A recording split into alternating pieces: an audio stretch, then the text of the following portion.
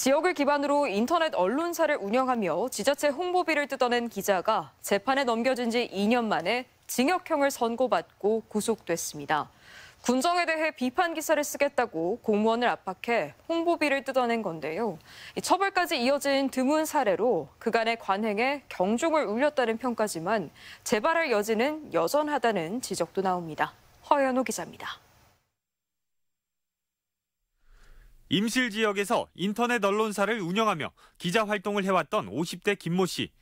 지난 2018년부터 임실군청에 출입해왔는데 군정에 대한 비판 기사를 작성할 것처럼 공무원들을 압박해 광고비를 요구해왔습니다.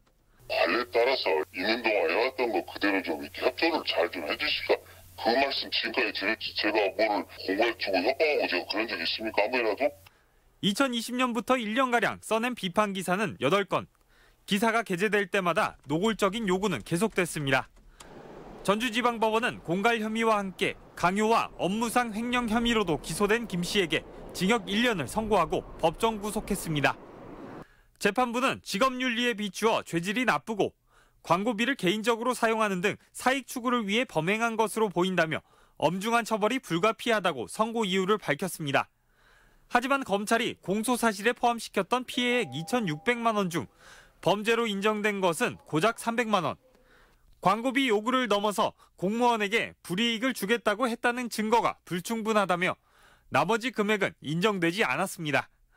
이처럼 범죄 입증이 쉽지 않은 상황에서 여전히 불법과 탈법을 넘나드는 다양한 방식으로 광고비 압박이 계속되고 있다고 공무원들은 지적합니다.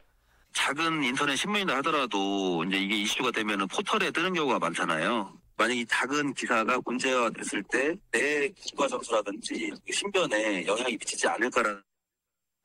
등록이 손쉽다 보니 수백 개의 인터넷 언론사가 난립하며 기사를 SNS로 퍼나르는 방식을 통해 지자체의 영향력을 행사하는 등 악용될 여지는 여전합니다. 홍보비를 일부만 받아도 언론사가 운용되기가 굉장히 쉬운 구조가 지금까지 나타났었던 거거든요. 제재하는 그런 조건이 지금까지 있었느냐를 놓고 봤을 때는 굉장히 미비했다.